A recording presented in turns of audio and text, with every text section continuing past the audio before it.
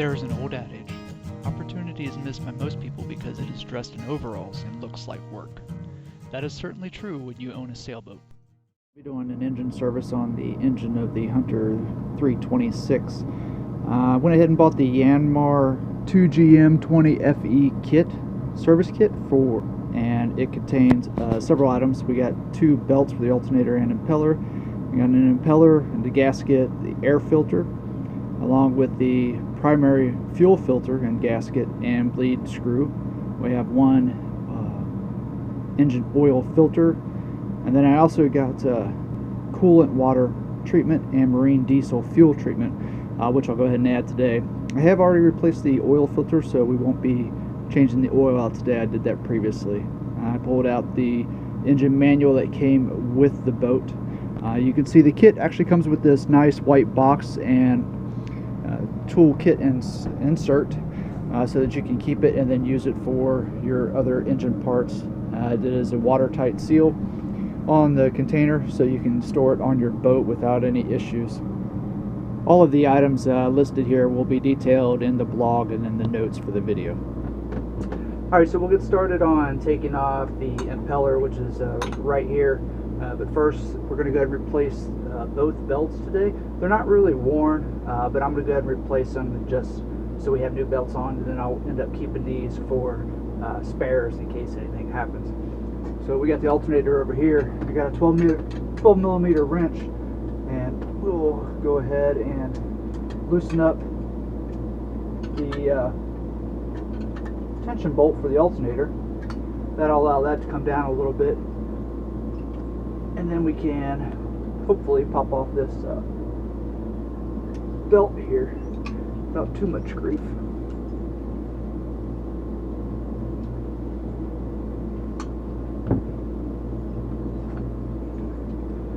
So now we got our alternator belt, and like I was saying, I mean, there's no real cracks or anything in it. It seems to be working just fine, but we'll go ahead and remove that anyway.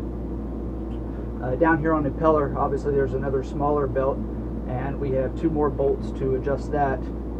So we'll go ahead and remove those also with the 12 millimeter wrench.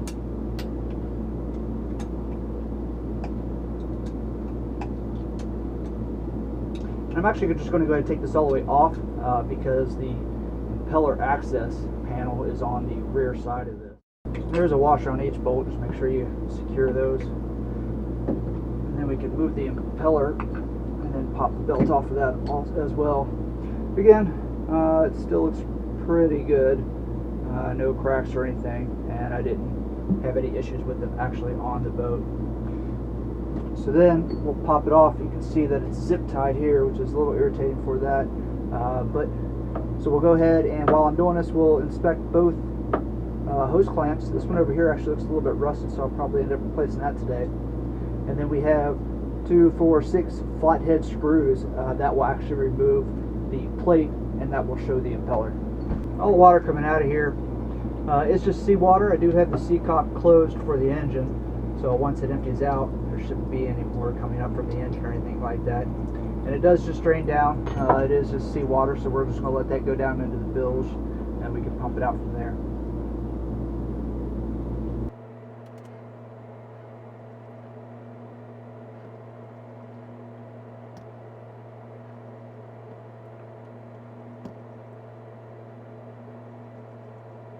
Alright, so we got our 6 screws over there secured. We'll go ahead and pop off the plate. There is an O-ring there. Again, I'll replace that as I have a new one. It doesn't look like the impeller is actually too bad. You can see, let me dump this out a little bit there. Maybe show it to you a little bit better. So you can see the vanes and how it turns. So it's going to turn counterclockwise as I'm looking at it here. I don't see any cracks or really anything. This actually looks like it might be kind of good. So you just want to kind of pry it out of here. It comes up kind of easily as long as the vanes are turned in the direction of travel. Again, just remember which way the direction of travel is. Just kind of scoot it out. There's a tongue and groove kind of system with the piston in there. And again, you can see this one's actually not too bad. I'm not really going to keep this for a spare. What I'll do is I'll just buy another one. We do have some glycerin packet that came with the impeller for lubricant. Go ahead and use some of that. It says don't use any petroleum-based products, so we'll go ahead and put a little bit of this on here just to make sure it goes in a little bit easier for us. And then also you can use some of this around the seal as well.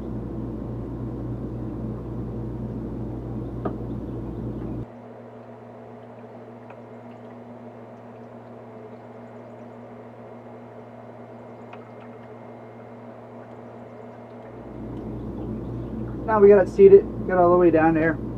The vanes are going the same direction. We'll go ahead and get ready to put the seal back on. I already dried off the housing cover here, so I'll go ahead and drop a little bit of the lubricant in the channel for the seal. Make sure that's seated, and then we'll go ahead and start putting this back down. You can cover the cap here, and that'll make it so it'll help the gasket to not adhere to the cap the next time you take it out. Then we just reverse the process, putting all the screws back in. Okay, so now that we got our impeller back on, we're going to go ahead and put the belts back on and then retighten everything back up. So we got to put the impeller belt on first, since that goes behind the main pulley. Go ahead and just slide that on. Got our bolts with our washers still. Go ahead and get those lined up.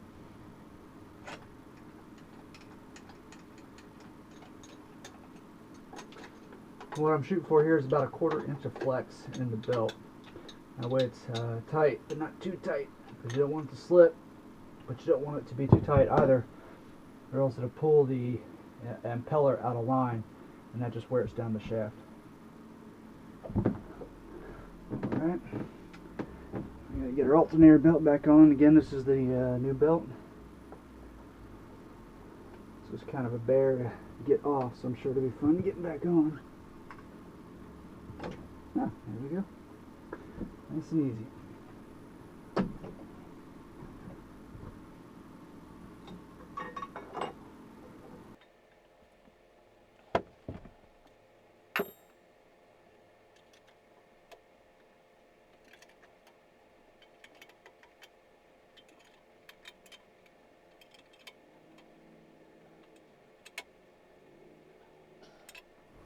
Alright, now you see we got it nice and tight. Got about 1/4 inch of play in there, and you spin it, and all the pulleys spin. Things we're going to do for the service of the engine is we have the air filter in here. And the air filter is just located on the right side as you're looking at the front of the engine. You have 2 clasps. Just pop off, and then you can see the air filter there. So go ahead and you can see how it's, I don't know if you can tell on the camera, but that's a little bit darker than opposed to the clean one. So we'll throw that in there. Hopefully that'll help out a little bit. And it's just an air cleaner, just like on your car at home. No big deal.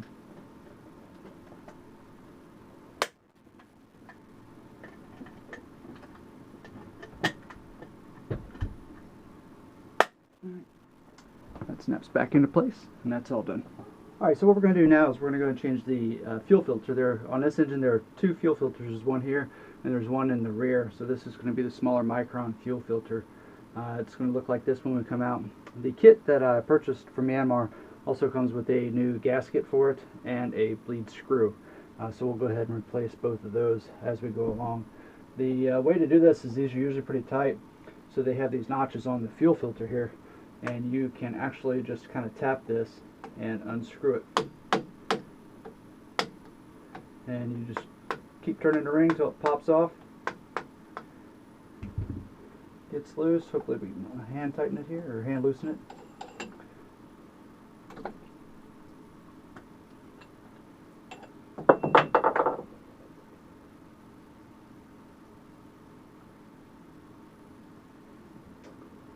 Do have a little bit of fuel there. Doesn't look too dirty, but we'll go ahead and check that.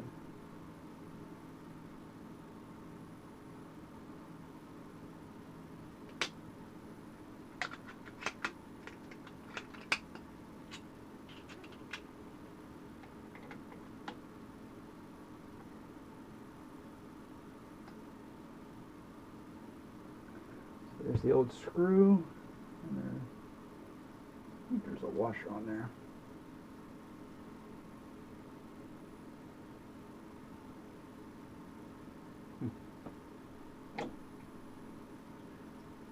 Alright, so that's pretty old looking. Actually looks all rusty, so that probably hasn't been changed out in a while. I don't know how well this is going to turn up, but there actually is quite a bit of sediment in there. So we'll go ahead and clean that out real quick as well. Okay, well, we got the filter housing all cleaned up. I cleaned up the little bit of fuel that I had spilled in there. So we're going to go ahead and reassemble this. So that's the way it's going to look in there. Go ahead and pop this out. Slide this up onto the little housing. There is a rubber gasket on the inside of that, so that when you pop it up in the housing, it kind of holds itself into place. And then we'll go ahead and insert this. The washer is on there on the canister housing, and then we just screw it back on, get it kind of tight, and then we'll tap it back into place.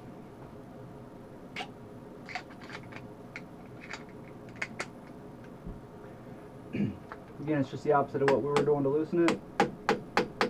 Just tap the ring around a little bit. You don't want to get too hard because it is just plastic, so you're just getting it tight and snug.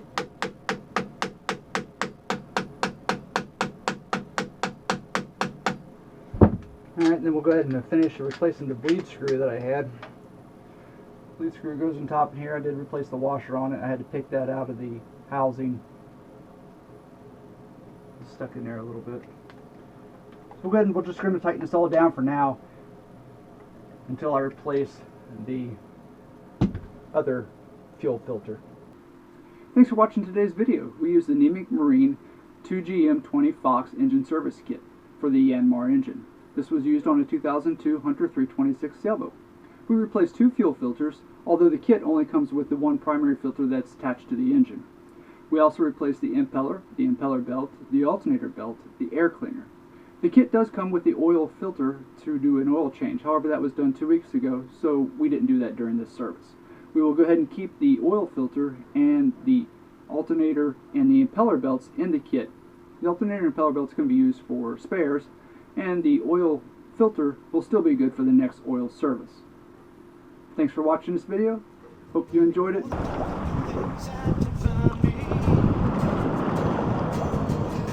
Ready to see